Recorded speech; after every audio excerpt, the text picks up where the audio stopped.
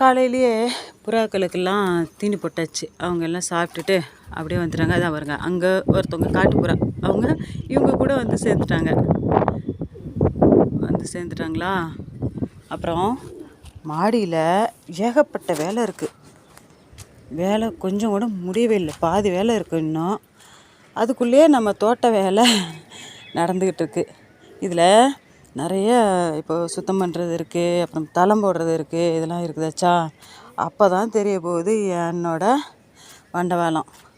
சரி, ஓகே. இப்போது ஒரு விஷயம் என்னென்னா, இங்கே பாருங்களேன், இந்த பாக்ஸு இதில் இருந்துச்சா.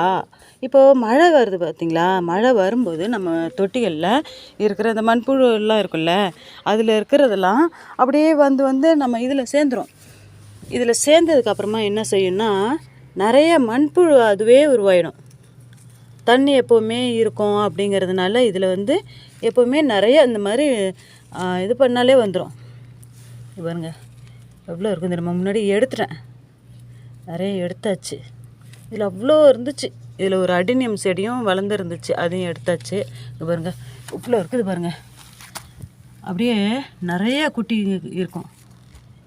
நம்ம இப்போ மண்புழு உரம் போடாமலே நம்ம இதெல்லாம் ஐயோப்போ இந்த மாதிரி தான் அப்பப்போ எடுத்து போட்டுருவோம். எல்லா தொட்டிலுமே இருக்கும். வாவ், இது பார்த்திங்களா. இந்த மண்புழு உரம் நம்ம போடாமலே இது போட்டுவிட்டோம்னா அப்படியே அந்த மண்ணை அப்படியே கிளறி நமக்கு செடி நல்லா செழித்து வளர்கிறதுக்கு உதவும். அதனால் இந்த மண்புழு தூக்கி இதில் இப்போ அப்படியே போட்டுட்டோம்னாக்க அது வெயிலில் செத்து போயிடும். அதனால நம்ம அந்த வாழ்வாதாரமும் நம்ம கொடுக்க போகிறோம். வாழ்க்கையும் கொடுத்து, அவங்க உயிரை கொடுத்து நம்ம என்ன பண்ண போகிறோம்னா செடிகளுக்கு போட போகிறோம். செடிகளும் நல்லா வளரும். இங்கே பார்த்திங்களா எவ்வளோ இருக்குன்னு.